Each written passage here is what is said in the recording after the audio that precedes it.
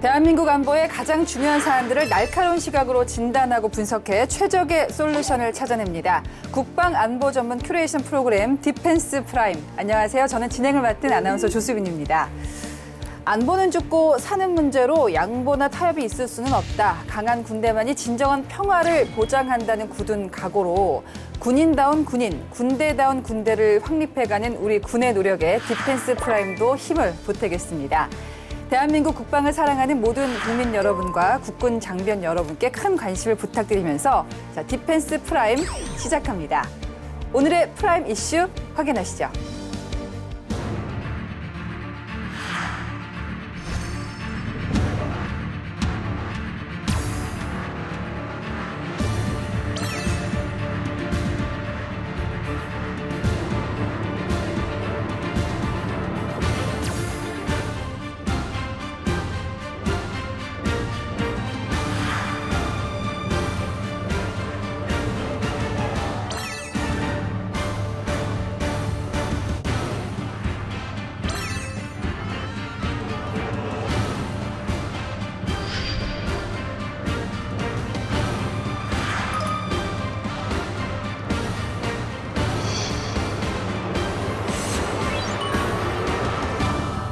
네, 디펜스 프라임이라는 이름에 걸맞게 최고의 안보 전문가만 모십니다. 디펜스 프라임의 프라임 멤버 양욱 박사님 반갑습니다. 예, 반갑습니다. 네.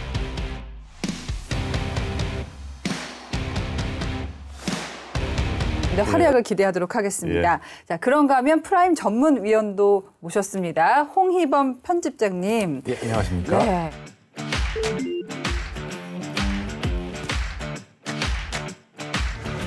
이스라엘과 팔레스타인 무장 세력 하마스 간의 치열한 전투가 벌어지고 있잖아요. 그렇죠. 굉장히 바쁘시죠? 뭐 아무래도 이게 전례가 없는 굉장히 큰일이다 보니까 물론 이 하마스와 이스라엘 간의 무력 충돌이 예전부터 이 지역에 굉장히 큰 안보 불안 요소긴 했습니다만 이렇게까지 크게 터질 줄은 아무도 예상을 못했죠. 맞아요. 그러면서 지금 예의주시하지 않을 수 없다고 생각을 합니다. 굉장히 뭔가 긴장하지 않을 때 갑자기 기습으로 들어오니까 그렇죠. 예. 더 지금 충격이 큰데요. 자, 지금 테러 단체, 무장 조직 단체가 워낙 많다 보니까 일반인 분들은 굉장히 헷갈려 이름조차도. 예, 그렇죠. 예. 먼저 그 하마스 어떤 단체인지 좀 간단하게 정리를 해볼까요? 예, 뭐 하마스는 한마디로 말씀드리면은 테러 단체이자 정치 단체. 그래서 약간 하이브리드 성격의 조직이다라고 말씀드릴 하이브리드, 수가 있어요. 예.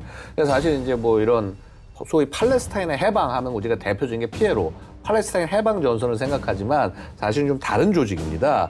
소위 이제 이스라엘에 대한 저항 운동인 그 제1차 인티파다라는 것, 결국 민중공기를 얘기하는데요. 네. 이것이 1987년에 있었습니다. 바로 이때 그 이집트 쪽에서 활동하던 과격 이것도 테러 단체인데 무슬림 형제단이라는 것이 있는데 이 무슬림 형제단의 팔레스타인 지부가 자, 이 상황을 우리가 지켜볼 수 없다. 이 무슬림 형제단에서 독립을 해서 이제 별도의 조직을 만든 거죠. 이게 이제 하마스의 시작이 되는데, 자, 이게 처음에는 그냥 정치 조직이었어요. 그런데 1991년 정도부터 알카심 여단이라고 부르는 무장 단체가 이제 여기에 생겨나면서 이제 1993년이 되면서 본격적인 테러 활동을 벌입니다. 네. 엄청난 자살 폭탄 테러들을 이어갔고요. 그러면서 소위 급진 테러 단체로 성장을 하게 된 거죠. 하마스 원래 성격 자체가요, 이스라엘을 국가로 아예 인정할 수 없다. 유대인은 전부 없어져야 된다라고 하는 굉장히 그 과격한 성격 때문에 그래서 결국 이 하마스가 결국에 이번에는 정말 커다란 전쟁의 불을 붙였다. 이렇게 말씀드릴 수 있겠습니다. 그러니까 외부에서 봤을 때는 무장단체 하면은 뭐 거의 비슷하다고 착각을 하는데 중동 분쟁이 워낙 길다 보니까 그들끼리도 입장 차이가 있고 더 과격하고 덜 과격하고 또 어디를 모시고 굉장히 다르단 말이에요. 그렇죠. 가자 지구를 짚어볼 수밖에 없는데요. 그렇죠. 가자 지구 거주민들 그리고 하마스 어떤 관련이 있다고 해야 될까요? 일단 이 가자 지구에서는 이 하마스가 실질적으로 집권 세력이라고 할 수가 있어요. 근데 이게 2014년 같은 경우는 팔레스타인 주민 63%가 하마스에 반대한다는 여론조사 결과가 나오기도 했고요. 네. 뭐 지지율이 높을 때조차도 사실 반대하는 주민도 30% 이상 나오기도 하고, 그러니까 또 같은 팔레스타인 자치구역이라도 이게 가자 지구는 하마스가 장악을 하고 있지만 또 그 반대편의 웨스트뱅크 이쪽은 또 이 파타, 그러니까 피에로 구 피에로의 후신이라고 할 수 있죠. 네. 그쪽이 지금 정권을 장악한 이런 상태이기 때문에 모든 팔레스타인은 하마스가 대표한다 이런 식으로 보여주는 것도 좀 무리가 있다고 봐요. 현재 가자에 한해서 이해를 해야 되겠네요. 그렇죠. 예. 사실 하마스가 반복적으로 어떤 이스라엘에 대해서 굉장히 강경한 공격으로 무력 대응을 하는 이유 중에 하나도 이스라엘의 폭력적 대응을 유도해서 결과적으로 이 가자 지구 주민들이 이스라엘에 대해서 적대감을 계속 유지해서 네. 그 하마스를 지지할 수밖에 없게 만드는 어떤 그런 정책을 취하고 있는 거 아닌가 이런 얘기도 있습니다. 자신들의 존재 가치를 보장받기 위해서 더 극렬해지고 있다. 뭐 그렇죠. 예, 이번에 인명 피해가 상당히 많이 났습니다. 사실상 얼마나 죽었는지 사망자 파악도 불가능하지 않을까요? 예, 사실은 뭐 기습 자체도 너무 전격적이어서 그러니까 우리로 치면 추석 연휴에 해당하는 수학제가 그렇죠. 끝나고 그 다음 날이 이제 우리로 치면 일요일, 그러니까 여기는 토요일이 안식이 되니까요. 자, 이때 새벽에 공격이 들어온 거죠. 그래서 가자 지구 인근의 7개 정착촌, 그 다음에 주요 군사기지, 경찰서 이런 것들이 공격을 당해서요. 한 대략 지금 현재까지 확인된 것은 한 1,300여 명 정도의 이스라엘인이 사망을 하고 150명 이상이 납치됐다. 네. 뭐 이스라엘은 200명이 넘는다 이런 얘기도 있습니다만, 그래서 이스라엘이 이제 10월 7일에 공격을 당했는데 10월 9일 정도부터 이제 본격적으로 반격을 시작을 합니다. 공습을 시작을 해서 6,000발 이상의 폭탄을 투발을 했고요. 그래서 이제 이 공격한 지역은 가자지구 전체가 아니라 가자지구 북부에 한정이 됩니다. 지금 일단 이스라엘 쪽에서는 이 하마스 무장대원에 한정할 경우 1,000명 이상의 인명피해를 발생시키고 우리가 그쪽에 타격을 했다. 네. 이렇게 얘기하고 있는 상황인데 어쨌든 앞으로 이 피해가 더 늘어나면 늘어났지 줄어들 기미는 전혀 보이질 않고 있습니다. 그 가자 지구의 위치를 보니까요. 야, 이거 하마스가 아예 자기네 자살 공격, 자기들 스스로 자살 공격한 게 아닌가라는 생각이 들 정도거든요.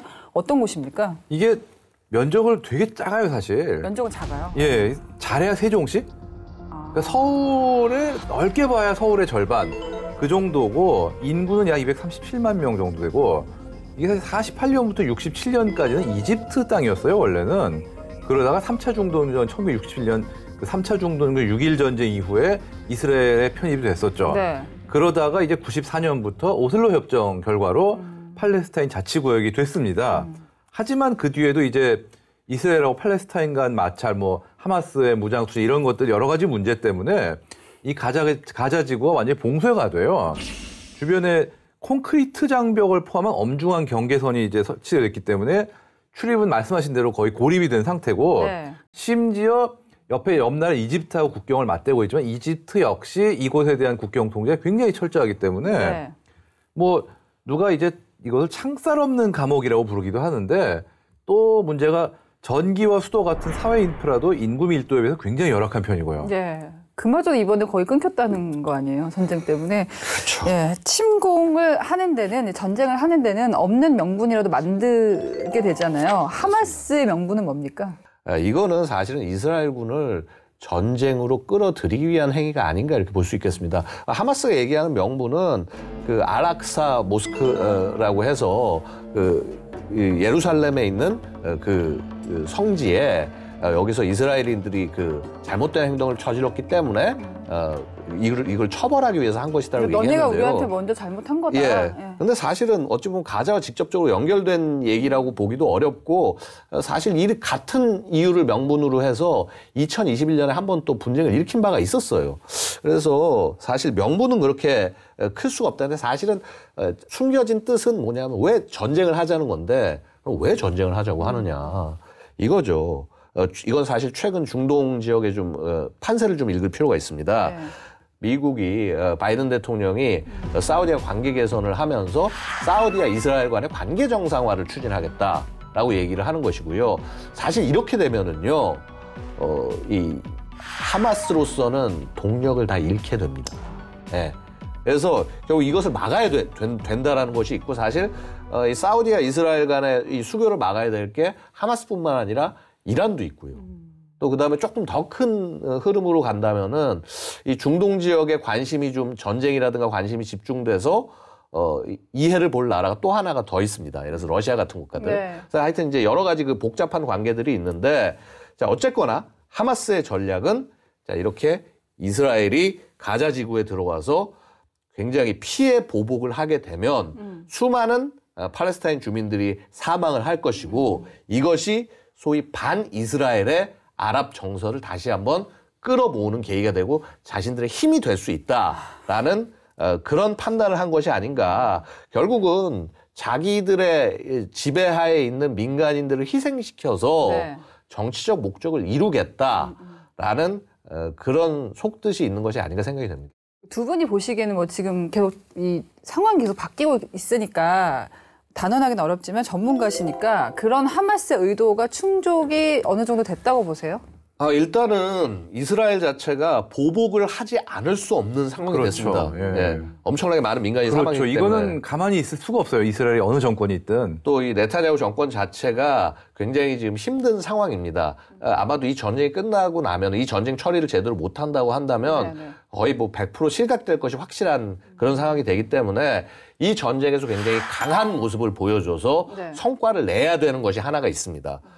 그래서 만약에 그대로 한다면은 하마스가 원하는 대로 갈 수 있지만은 지금 뭐 좀 이따가도 말씀 나누겠지만 국제사회가 지금 굉장히 말리고 있거든요. 아주 뭐 굉장히 세게 네. 말리고 있죠. 지금 당장 미국만 해도 지금 거의 매일같이 메시지를 보내는 게 가자 지구에 대해서 한마디로 그 안에 이스라엘군에서 점령은 하지 마라 라는 어떤 그런 메시지를 보내고 있고 아마 지금 실제로 보면은 이스라엘군도 작전 지역을 북부로만 한정하겠다 이렇게 얘기를 했는데 이스라엘도 확전하기 좀 부담스러운 부담이 거예요. 굉장히 예, 커요. 예. 왜냐하면 사실 이스라엘 입장에서도 이대로 마음껏 해놓고 이제 사우디아라비아라든가 아랍에미리트라든가 이런 나라들하고 기껏 해놓은 관계 정상화의 기틀을 그냥 다 무너뜨리기도 참 문제거든요, 지금. 네네.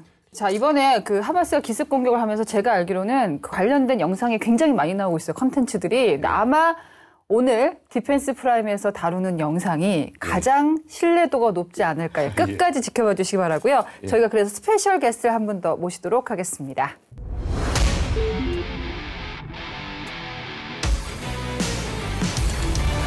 네, 조상근 교수님까지 나오시니까 저희가 완전히 완전체. 예. 그렇죠. 예. 예, 오늘 예. 제가 주제 잡아드릴게요. 하마스, 이보다 더 정확하게 설명할 수 없다. 예. 지금까지 본 영상은 모두 잊어라. 그렇죠?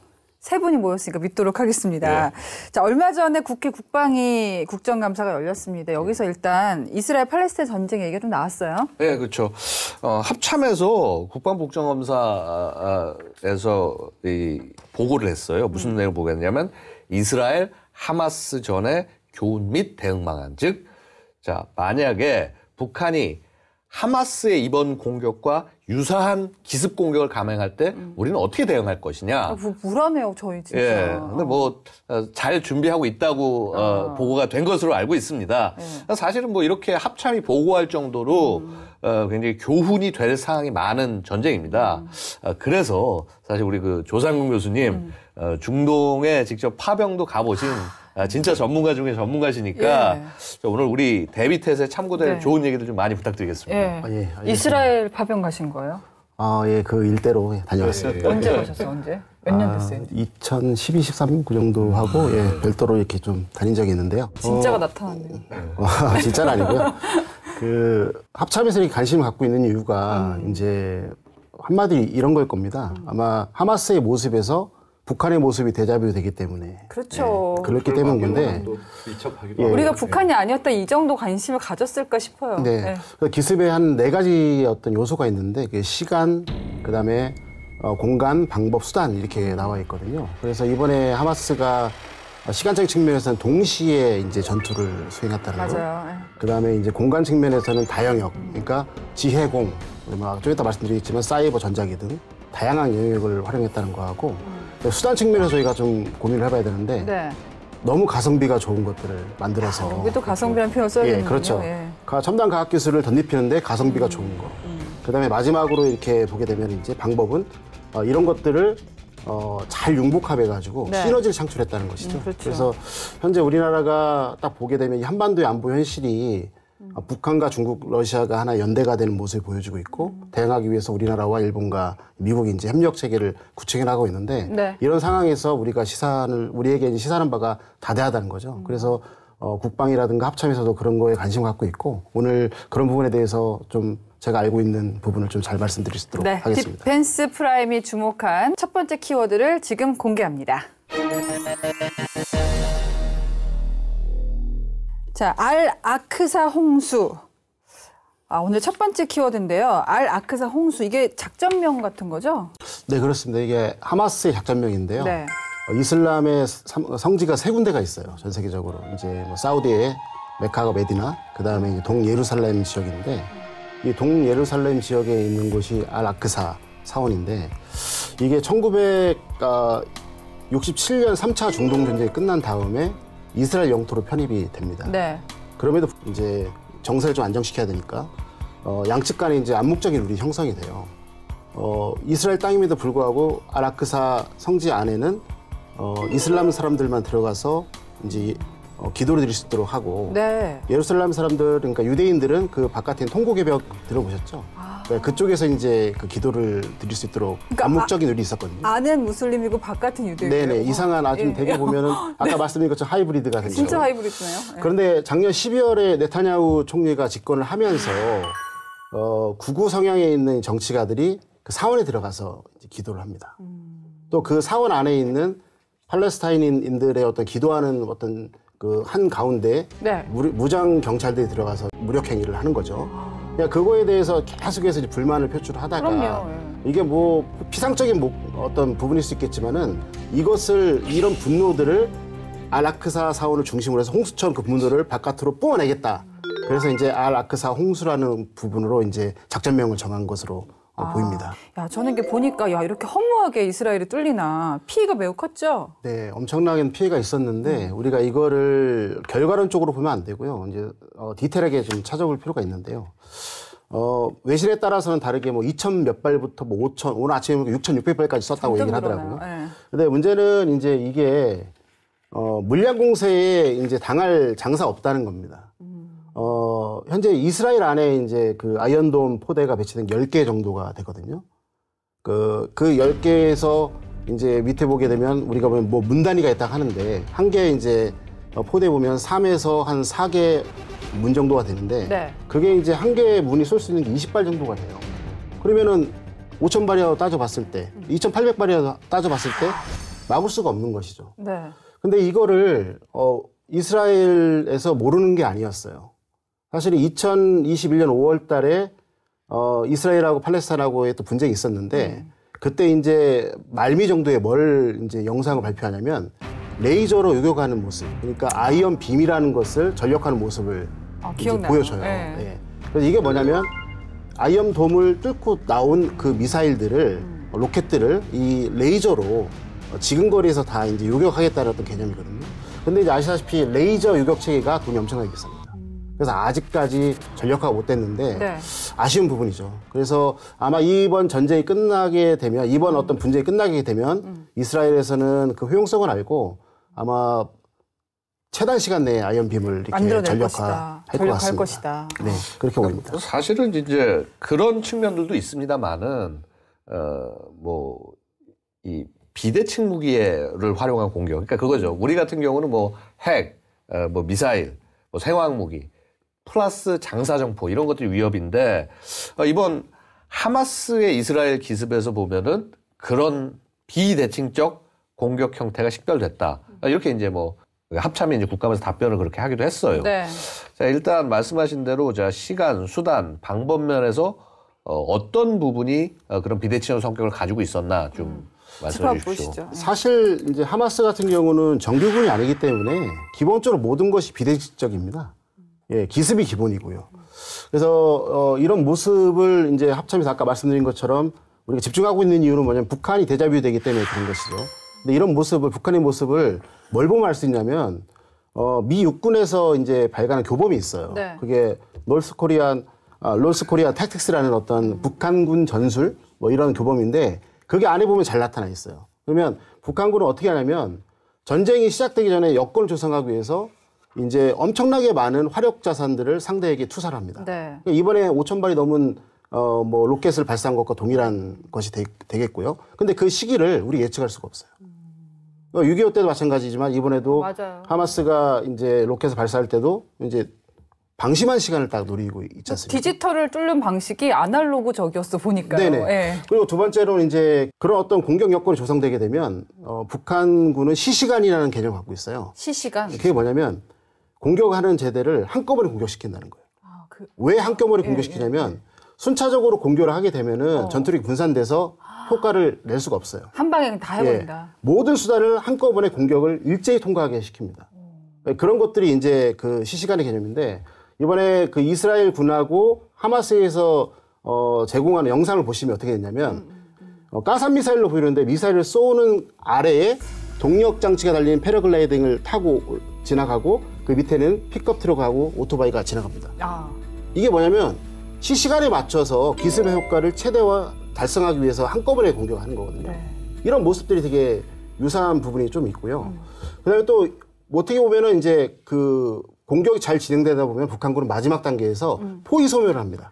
포위 소면? 예, 유색 역량을 경멸한다고 하는데 포위를 해가지고 상대를 완전히 제거해 버린다는 거예요. 그리고 이번에 보십시오. 스마트 펜스를 지나고 나서 그런 어떤 무장 세력들이 중심으로 쭉 들어간 다음에 주요 목표에 대해서 일시적으로 집중을 해서 그 제거를 하고 다시 퍼져서 다른 곳에 가고 이게 일종의 어떤 스워밍이라고 하는 건데 일점 다면 전투라고도 합니다. 이런 모습들 다 보여주고 있는 것이죠. 예. 그래서 결론적으로 말씀드리게 된다면 네. 이런 어떤 모습들이 북한의 것과 되게 유사하고 그렇기 때문에 우리가 하마스 이번 기습을 통해서 네. 많은 것을 배울 수 있다는 것입니다. 이렇게 쉽게 설명을 해주시니까 야 정말 조상근 교수님 눈빛이 막 반짝반짝하시고 제가 밀리터리 전문가분들 이렇게 한꺼번에 만나는 건 방송을 오래 했지만 처음이잖아요. 디펜스 프라임 엄청 잘 될 것 같습니다. 네, 저를 이해시키셨어요 지금. 감사합니다. 지금 이스라엘군 하면요 사실 이렇게 막 군사 규모가 막 크다기보다는 뭔가 최첨단의 이미지가 있어요. 근데 이번에 너무나 허무하게 뚫려 버렸습니다. 2,000명 넘는 하마스 대원들이 30곳 넘는 국경을 뚫고 들어갔는데 수시간이 걸렸잖아요. 대응이 너무 늦은 거 아니에요? 아 이거는 네. 우리가 전략적인 측면과 이제 전술적인 측면을 살펴봐야 되는데 우리가 이제 2021년 5월로 돌아갈 필요가 있어요. 아까 말씀드린 것처럼 그 당시에도 이스라엘과 이제 하마스 간의 분쟁이 있었습니다. 그때 이제 2주도 안 되는 기간 만에 이제 하마스가 꼬리를 내리게 되거든요. 왜 그러냐면 2018년도로 우리가 또 한 번 뒤로 가다 보면 환태평양에서 림페 훈련이 있지 않습니까? 네. 그때 그 미 육군이 다영역 부대라는 것을 거기서 전투 실험합니다. 이 다영역 부대는 뭐냐면 우리가 통상 보게 되면 육군 하게 되면은 지상하고 뭐 공중의 지원을 받아서 싸우는 거로 우리가 알 수 있잖아요. 네. 근데 그게 아니고 육군이 지상과 공중과 해상, 그다음에 사이버 전자기 영역, 우주까지도 활용해서 적에게 압도적인 전력을 투사한다는 개념이에요. 네. 거기에 이례적으로 이스라엘군이 참여를 하게 됩니다. 참여를 하고 나서 바로 이제 좀 이따 말씀드리겠지만 98 유령 부대를 만들게 되거든요. 네. 그 친구들도 마찬가지로 다영역을 활용해서 작전을 하는 거예요. 근데 그때 되게 재밌는 건데 어떻게 하마스를 한 번에 무력화시켰냐면 이스라엘군이 트위터 한 방을 딱 날립니다. 트위터. 예. 지금 이스라엘 지상군이 공격하고 있어. 가자지구로. 가짜 뉴스인가요? 아니죠. 진짜죠. 진짜로? 진짜로 하는데 그 외곽에서는 실제로 이스라엘 군의 전차 장갑차들이 기동을 하고 있고요. 그것도 쏴요. 그러면 그 지하에 있던 그 하마스가 예. 가만히 있을까요? 아니죠. 나와야 되잖아요. 예. 나와야 되잖아요. 근데 그거를 인공위성하고 드론을 다 촬영을 해버립니다. 완전 뭐 그냥 최첨단으로 예. 그냥 팍 쏘는. 예, 그리고 바로 F-16을 집어넣어서 정밀 타격을 한 다음에 바로 2주 만에 굴복을 시켜버립니다. 근데 그렇게 빛나는 승리를 하다 보니까 이스라엘 자체가 교만해지는 거죠. 자만에 빠지고. 너무 믿는 거죠. 예, 이제. 너무 믿는 예, 거예요. 기술을. 예. 근데 그거를 또 이제 하마스가 이용을 해요. 야, 이거 진짜 끝이 없네요. 예, 어떻게 이용하냐면 말을 잘 듣는 척 합니다. 그걸 안정화시키기 위해서 이스라엘에서 이제 가자지구 주민들한테 일자리를 제공해요. 그것도 돈도 이스라엘 사람보다 10배를 많이 줘요. 그러면 가자지구 안정화를 시키고 필요하면 이스라엘 곳곳을 공사를 또 시키기도 합니다. 네, 네. 그러니까 말을 잘 듣잖아요. 그리고 또 가자지구 안에는 하마스 말고 또 다른 무장 단체가 있어요. 이슬라믹 지하드라고 있는데 얘네가 도발을 하더라도 하마스는 가만히 있어요. 야, 완전 헷갈리겠네요. 예전에는 이슬라믹 지하드가 막 하게 되면 같이 했거든요. 가만히 있어요. 그러니까 이스라엘 정부 당국에서는 오해를 하는 거예요. 이거를 2년 동안 합니다. 이거를 2년 동안 해요. 근데 속으로는 칼을 간 거죠. 간 거죠. 네. 도광량예처럼 이렇게 하는 건데 더 중요한 거는 이것은 어떤 그 외부적인 요인이 될 수가 있지만 내부적인 요인이 또 있습니다. 작년 12월에 네타냐후 총리가 재집권을 성공하지 않습니까? 네. 극우 정치예요. 그러면서 한 게 뭐냐면 딱 두 가지 정치가 좀 큰 문제가 있었는데 행정부가 사법부를 통제할 수 있도록 사법개혁을 추진합니다. 그러니까 전국이 혼란이 되겠죠. 그다음에 이거를 반대하기 예비군들, 이스라엘 핵심은 예비군인데 예비군들이 반대 성명까지도 합니다. 그다음에 두 번째는 뭐냐면 아까 말씀드린 것처럼 서한지구 안에 유대인 정착존을 계속해서 늘려나가요. 그러니까 이 안에서도 계속해서 문제가 발생을 하는 겁니다. 네타냐후 총리 너무 세게 나가는 네, 거죠. 세게 나가는 거죠. 네. 그리고 이번 사태가 직전되기 전에 올해 4월부터 유대인 정착존이 막 늘어나다 보니까 소요가만이 발생하잖아요. 다 그래서 거기 다 쏠리는 그렇죠. 거죠. 네. 그러면 이스라엘 남부 지역에 있는 방위군이 서한지구로 이동하게 됩니다. 결국에는 이쪽에 있는 가자지구와 그쪽 지역은 경계 상태가 낮아진 상태가 되는 거죠. 네. 그래서 이런 부분 때문에 이제 기습을 당한 거고 제대로 아까 말씀하신 것처럼 분바이 형태의 어떤 중심 지역에서의 학살이 일어난 이유가 바로 이런 정보와 아까 말씀드린 것처럼 전력의 부족 이런 것들이 나타나는 것이죠. 그러니까 요약하면은 이스라엘의 교만과 칼을 갈았던 하마스 네네. 전쟁의 조건에 딱 맞는 상황이었다는 생각이 드는데요. 편집자는 예. 하마스도 이렇게 쉽게 뚫릴 줄 몰랐다. 뭐 그런 이런 얘기가 있죠. 보도도 예. 있었고 지금 드론을 이용했습니다. 드론을. 그렇죠. 그러니까 이게 외부 도움이 없이는 불가능하다는 얘기가 있는데 맞습니까? 사실 드론을 사용한 거는 하마스도 사실 이번이 처음은 아니고요. 그리고 애당초 드론이라는 도구 자체가 이제는 중동 지역에서 뭔가 무장 활동을 하는 단체들에 완전히 필수품이 됐습니다. 그래요? 예. 벌써 IS만 해도 사실 IS가 드론을 이용한 공격의 개척자 중에 하나 정도였죠. 한마디로 10년 이상 이 지역에서는 드론이 굉장히 정착이 된 그런 상황인데, 물론 이란이 하마스를 지원하면서 동시에 드론이라든가 기타 관련 장비 그리고 사용 노하우를 전수해 준 거 아니냐 이런 의혹도 굉장히 강하게 제기되고 있습니다. 이제 사실은 이제 이런 거죠. 그 드론을 활용하는 모습도 모습이지만은 이 소위 이 스마트 펜스를 무력화하는 모습은 훨씬 더 충격적이었습니다. 그렇죠. 예를 들어서 불도저로 과연 저걸 밀을 수 있을까 했는데 그걸 동원해서 밀어버리는 그런 모습들. 아니면은 이런 패러글라이딩 같은 걸 통해서 실제 포탄이 떨어지는데 거기에 같이 동시에 투입되는 그런 모습들. 자, 이런 부분들이 굉장히 좀 다르다라고 여태까지 하마스의 모습이 아니다라고 보는데 조 교수님 어떻게 보셨습니까? 저는 이번 기습을 보면서 딱 두 가지 생각이 들었거든요. 이제 미국의 되게 저명한 안보 전문가가 맥스 부트라는 사람이 있죠. 그분이 이제 인비저블 아미스라는 책을 써요. 이제 한국말로 하면 보이지 않는 군대인데 뭐라고 하냐면 그분이 이제 5,000년 동안의 또 게릴라, 반란 세력 이런 것들의 역사를 다 이렇게 하나의 사전처럼 만들어 놨거든요. 그리고 마지막에 뭐라고 경고를 하냐면 게릴라나 이제 반란 세력들이 과학기술을 이용하는 날이 오게 되면 그 위험성이 치명적으로 될 것이라 경고를 합니다. 그러니까 그 경고가 지금 이제 나타나게 된 거고. 현실화된 것이다. 예. 그래서 아까 말씀드린 가성비 전투를 우리가 과학기술력을 갖고 있는 정규국뿐만 아니라 네. 이런 테러 단체는 범죄 조직도 할 수 있다는 것이고요. 두 번째는 뭐냐면 어떤 전쟁이 지금 현재 우크라이나 전쟁이 지금 진행되고 있지 않습니까? 이런 전쟁의 교훈은 강자보다는 약자가 훨씬 빨리 흡수를 한다.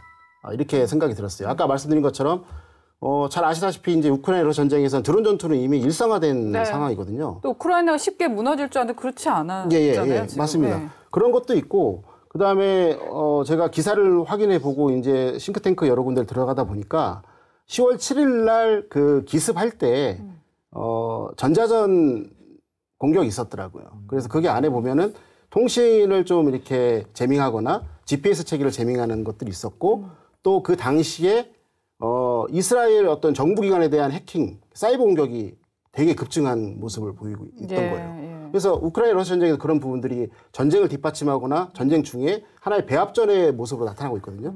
이런 것들을 지금 현재 하마스가 했다는 것이죠. 봤을 때는 하마스 단독은 아닐 것 같고요. 어떻게 보면 제3의 어떤 특정할 수는 없지만은 네. 도움을 받아서 했던 것으로 보여지고 이런 모습들이 우리가 경계해야 될 사항이고 합참이라든가 국방위에서 지금 눈여겨보면서 대비 태세를 좀 이렇게 가다듬을 해야 될 부분이라고 볼 수 있죠. 네. 자, 말씀하신 대로 우리가 참 반면교사로 삼아야 될 대목들이 많아요. 우선 미사일 공격에 대한 방어 철저히 좀 대비해야 되지 않겠습니까? 북한이 또 할 수도 있는 거고요. 예. 제가 말씀드리는 부분들을 좀 이렇게 부정적으로 보시는 분도 있을 것 같아요. 외국의 이제 싱크탱크에서 발표한 어떤 북한의 위협의 자료를 보게 되면 DMZ 넘어서 서부 지역에만 약 북한의 장사정포가 한 700여문이 이렇게 배치됐다고 봐요. 그 다음에 그것들이 1시간 동안 해서 뭐 10,000발 이상, 뭐 어때는 16,000발 정도까지 집중해서 포화를 쏜다고 할 수 있습니다. 근데 문제는 뭐냐면 그것들이 갱도화되어 있다는 거예요. 갱도화. 예, 지하로 들어가 있다는 거죠. 아. 그리고 고지 후사면에 있어요. 고지 전사면은 내가 바라보고 있는 앞쪽인데 예. 고지 너머에 있다는 거예요. 그럼 파악하기가 굉장히 어렵겠네요. 파악하기도 어렵고 예. 우리 포병 자산이 쏠 수도 없죠. 그러네요. 예, 근데 여기에 공군 자산은 들어갈 수 없어요. 왜냐면은 그런 중요한 지역이기 때문에 그게는 뭐가 있냐면 방공무기가 있기 때문에 그것이 제거되기 전까지는 공군 자산들이 들어갈 수 없다는 겁니다. 그러면은 결론적으로 봤을 때는 그런 것들을 실시간대 볼 수 있는 위성이 있어야 되는데 아직까지는 저희가 위성 중심의 이제 네트워크는 구축이 나가고 있는 상태이고 볼 수가 없기 때문에 정확히 때릴 수가 없는 것이죠. 예. 그러면은 결국에는 걔네들이 1시간 동안 그 많은 양을 쏘아붙게 되면 저희가 100% 방어를 할 수 있을지는 장담할 수 없다는 말씀을 드리는 거죠. 굉장히 무서운 얘기인데요. 그런 맥락에서 사실 우리 뭐 그 삼축 체계를 강화한다 그런 얘기도 있고 그다음에 또 한국형 아이언돔 얘기가 나와요. 이 한국형 아이언돔은 맥락이 조금 다른 걸로 알고 있습니다만은 자 그래서 아이언돔처럼 소위 말해서 방어를 다 할 수 있는 거냐 그렇게 하는 게 맞냐 아니면 우리 지금 후에 한국형 아이언돔처럼 그냥 미사일 방어 쪽으로 조금 더 집중을 하는 것이 맞냐 뭐 혹은 뭐라고 그럴까 방어를 안 한다면 어떤 방법으로 대응해야 될 거냐 뭐 이런 거에 대해서 의견이 굉장히 다양합니다. 자 어떻게 생각하십니까? 저는 이렇게 생각하고 있습니다. 예. 아까 말씀드린 것처럼 아이언돔과 빔을 말씀드렸잖아요. 그러면서 무슨 말씀이면 적어도 방공체계도 이렇게 다층으로 구축하려고 하는 노력을 하고 있다는 겁니다.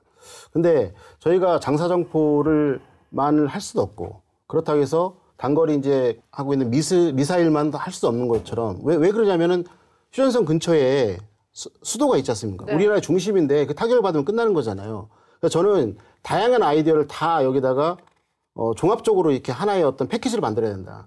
그래서 아이언돔 같은 어떤 개념 필요하면서도 그걸 다층으로 할 수 있는 레이저든 저희가 네. 일부 작년이나 올해 이제 보게 되면 모 기업에서 이제 그런 것도 개발한 것도 나오고 있고요. 그런 식으로 해야 되고 그건 이제 수세적인 부분이거든요. 그렇죠. 근데 공세적인 부분도 이제 정치권에서 해결할 부분이지만 해야 된다는 거죠.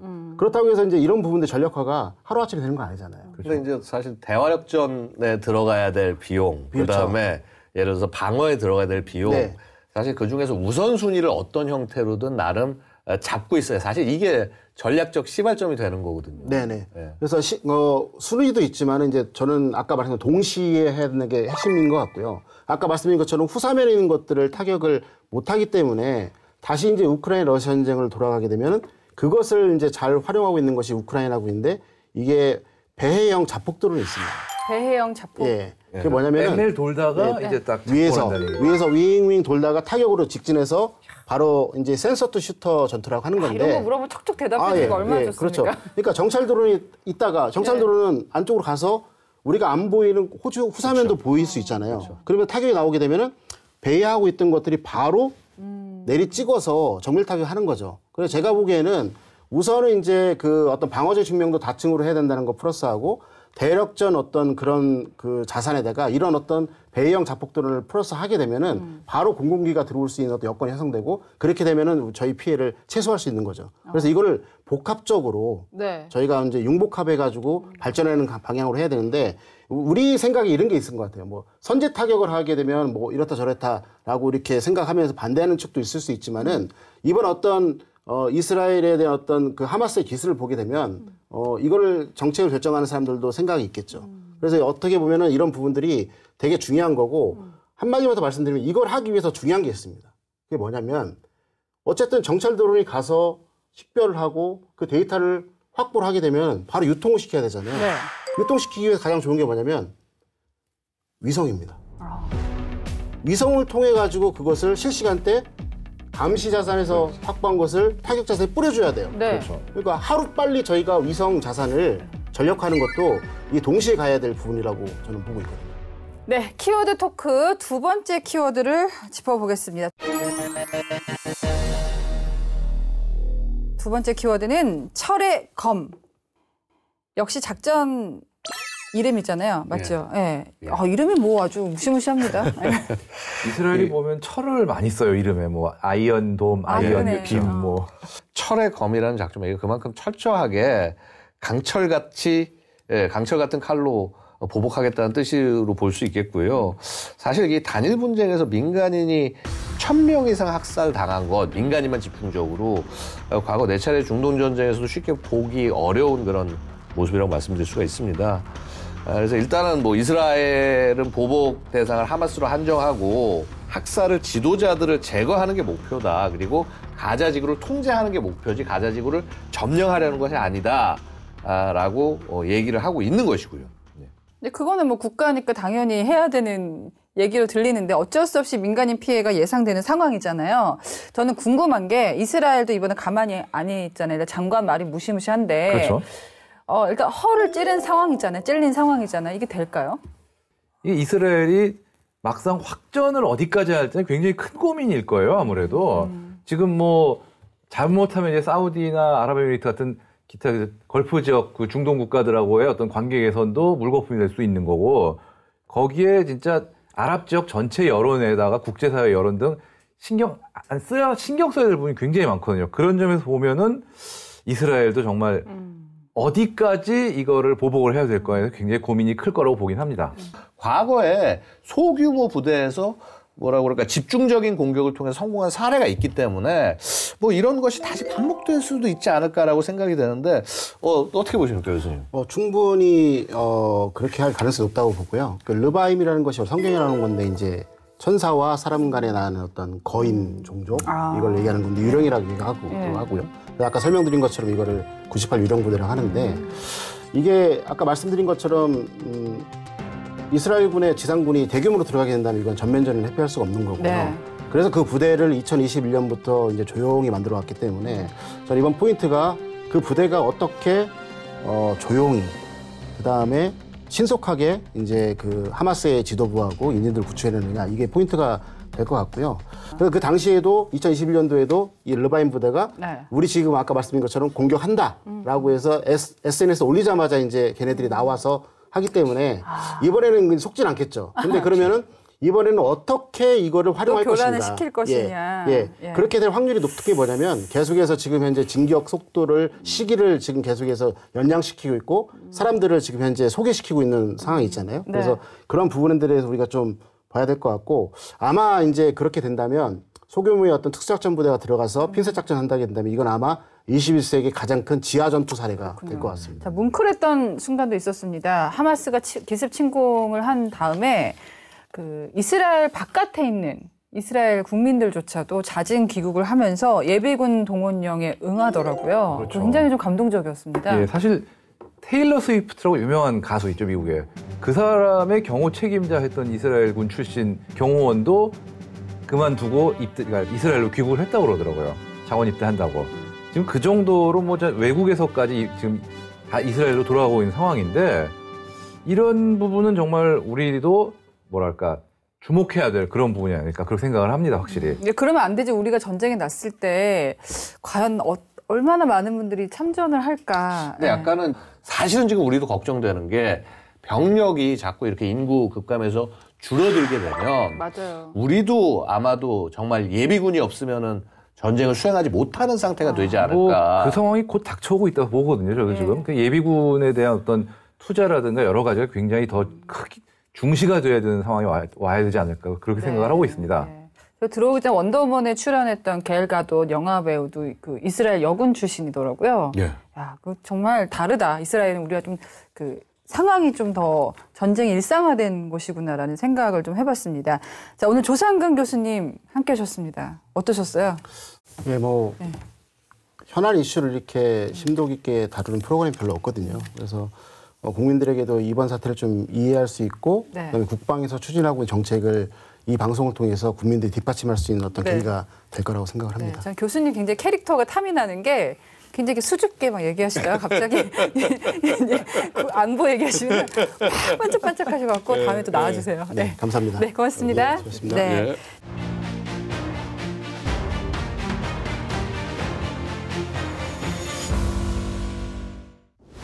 성남 서울공항 모두가 숨죽여 기다린 소식. KC-330 시그너스 동체가 무사히 활주로로 착륙하는 순간 성공했다는 기쁨과 안도의 환호성이 터졌습니다.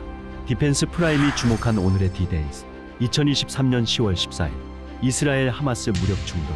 그 긴급한 상황 속에서 우리 교민의 생명을 구한 우리 군의 헌신, 그날로 돌아가 봅니다. 이스라엘 하마스 무력 충돌이 급격히 심화되면서 민간 항공사들의 텔아비브 공항 취항이 어려워진 가운데 지난 13일 정부는 긴급하게 이스라엘에 체류하고 있는 우리 국민의 안전을 확보하기 위해 군 수송기 및 신속대응팀을 이스라엘에 투입하기로 결정했습니다. 이에 외교부 신속대응팀과 국방부 의료팀을 포함해 과거 유사 경험이 있는 최정예 장병들로 구성된 신속대응팀을 태우고 KC-330 시그너스가 13일 정오 성남 서울공항을 이륙해 이스라엘 텔아비브로 향했습니다.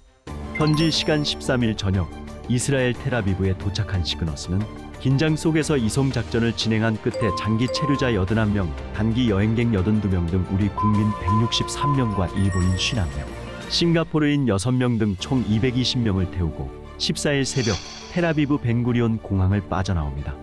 15시간의 비행 끝에 마침내 10월 14일 오후 10시 45분경 우리 공군 수송기는 서울공항 활주로에 무사히 착륙하며 작전을 성공적으로 끝마칠 수 있었습니다.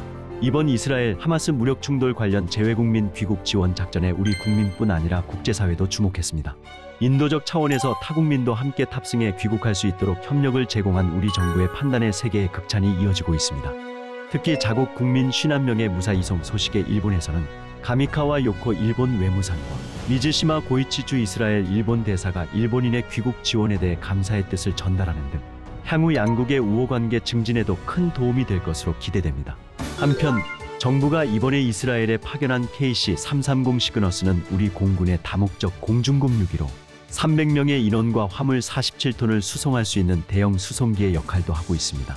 현재 총 4대가 운용 중인 상태로 해외 비상상황 시 교민 등 해외 인력 수송에 시그너스가 투입된 사례는 2020년 7월 이라크에 파견된 근로자 수송을 시작으로 지난 4월 수단 내전 때 현지 교민을 긴급 수송한 프라미스 작전 투입을 비롯해 이번이 5번째입니다.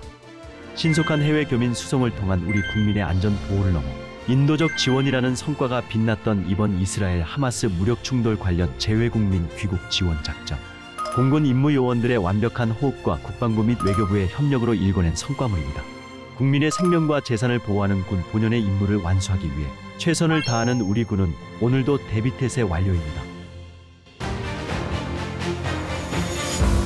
이번 사안이 더 많은 사람들의 주목을 끈 이유가 인도주의란 무엇인가, 인도주의가 위기에 처한 거 아니냐 하는 근본적인 논쟁에 불을 붙였어요.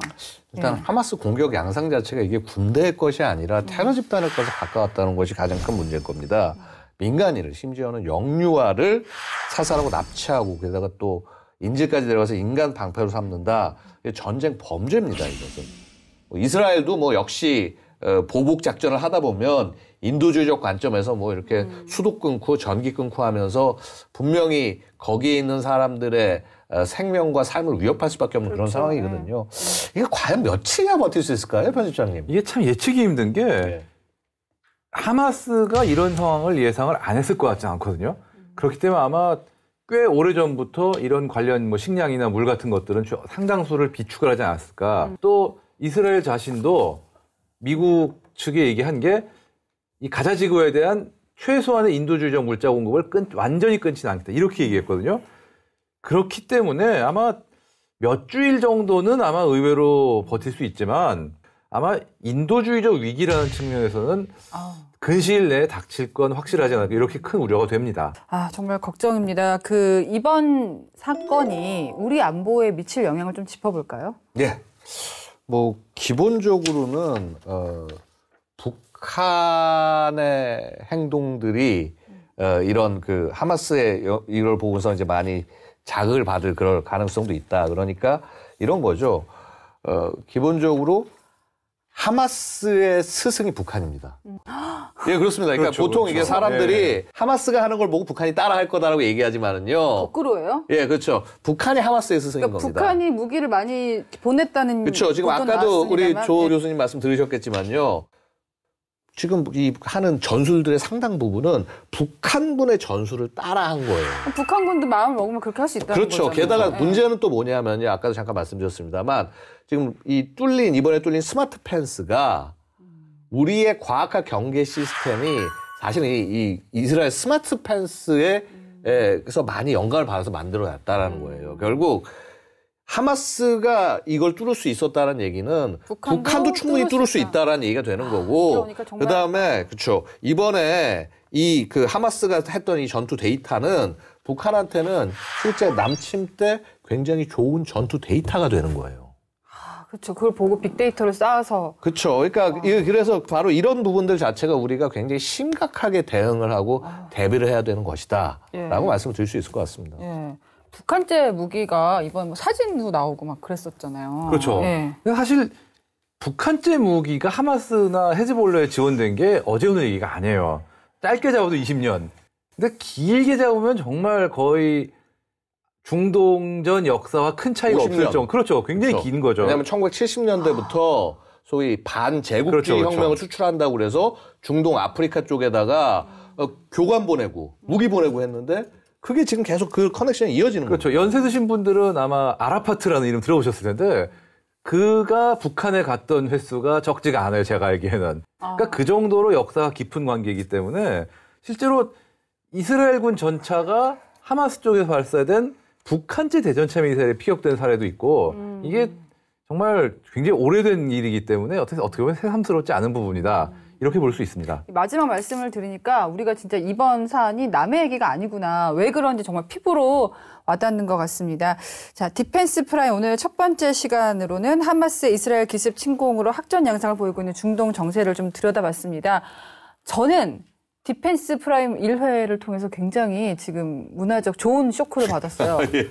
아, 정말 우리가 많이 공부하고 알아야겠다. 두 분은 어떠셨어요?